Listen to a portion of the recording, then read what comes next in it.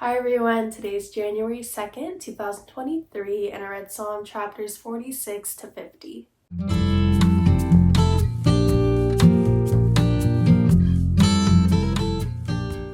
I personally found today's scripture really just encouraging for the new year, and like I always do, I just read over 5 chapters, but unlike other times, I found just like an overrunning theme and very similar verses that all stood out to me at the same time. So, like I always do, I wanted to share the scripture out itself with you guys, but usually I have just 1 or 2 verses, but today I have a handful of verses again throughout the entire passage. And so at this time, I would like to just read them all out to us, and then we can move on to our application for the day. So, first, starting off in chapter 46, verses 1 to 2 and verse 10 stood out to me. So, let me read that out. It says, God is our refuge and strength, a very present help in trouble.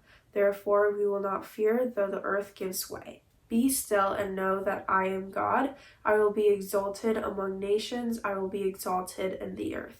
Moving on, let's take a look at chapter 49. It says, Why should I fear in times of trouble when the iniquity of those who cheat me surrounds me? Be not afraid when a man becomes rich, when the glory of his house increases. For when he dies, he will carry nothing away. His glory will not go down after him. Lastly, chapter 50.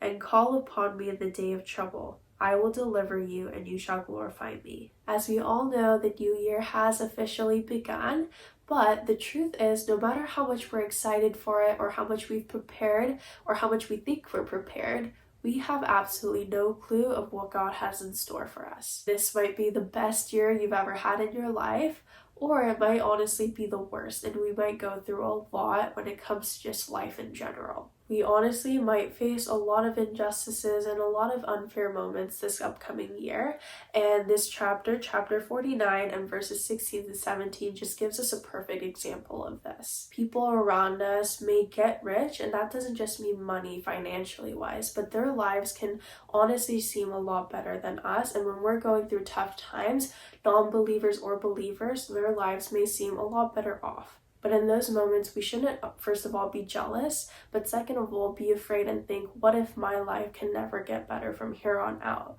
Because God tells us that those worldly fortunes, they're not going to be able to carry that on into heaven. They're all going to perish one day. All we can do in that situation, or throughout this year, wherever we come across like hard circumstances, is to hold on to God. I personally found verse 15 of chapter 50 really encouraging because God straight up tells us, call upon me and I will deliver you. Like I've been saying this whole time, this year, although there's going to be really good days, there's going to be really bad ones too, really hard ones. But in those moments, we just need to go before God in prayer and call upon him because our God is a God who delivers at all times. And I also want to remind us to continue reading that verse 15. That was just the first part, but near the end, it says, you shall glorify me. So wrapping this all up, first of all, we need to expect that 2023 may not be the picture perfect year, but we can't grow afraid, we can't grow doubtful or fearful. And second of all, we need to hold on to God and call upon him during those hard times. And lastly, when he does deliver us, when we do come out of that dark tunnel, we can't just forget about God, but in our everyday lives, we need to remember to glorify and thank God for everything. I know that was a bit different because we had a lot of verses compared to previous journeys, but I really hope that it was encouraging. I thank you all so much for joining. That is it, and I'll see you guys again tomorrow with the next 5 chapters of Psalms. Bye!